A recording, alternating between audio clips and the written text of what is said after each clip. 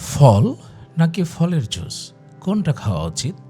আসলে সব বয়সীদেরই নিয়মিত ফল খেতে হবে, কারণ ফলে রয়েছে একাধিক পুষ্টিগুণ।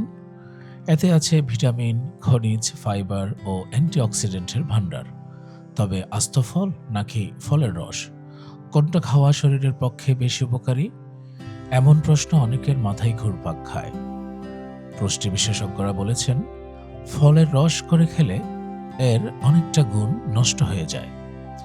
এমনকি ফলের ফাইবারের উপকারও পাওয়া যায় না। তাই জুস করে ফল না খাওয়াই মঙ্গল।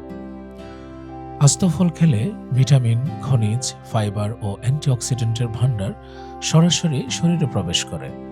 এর থেকে পুষ্টির ঘাটতি মিটে যায় ও নানা ধরনের রোগের সঙ্গে লড়াই করার শক্তি মেলে। ডায়াবেটিস রোগীদের সমস্যার শেষ নেই। তাদের প্রায় সব মুখরোচক খাবারেই বারণ থাকে।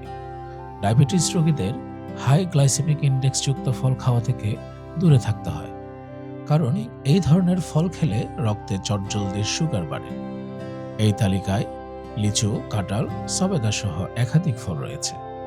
তাই এই ধরনের ফল বা ফলের রস কোনোটাই খাওয়া যাবে না। তবে যে সকল ফলের জিআই বা গ্লাইসেমিক ইনডেক্স কম, তার রস খাওয়াই যায়। এক্ষেত্রে পেয়ারা, আপেলের মতো একাধিক ফল রয়েছে যার জিআই খুবই কম। এই ধরনের ফল বা ফলের রস খেলে ডায়াবেটিস রোগীদের কোনো সমস্যা হয় না। ছোটদের ফল খাওয়াতেই হবে, তবে সবসময় তারা আস্ত ফল খেতে চায় না। তাই তাদের ফলের রস খাওয়ানোটাই বুদ্ধিমানের কাজ। তাজা ফলের রস খাওয়ালে ছোটরা হেসে খেলে খেয়ে নেয়।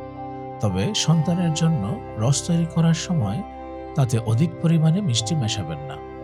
এর থেকে সন্তানের সুগার বাড়তে পারে এবং ওজনও বৃদ্ধির সম্ভাবনা থাকে।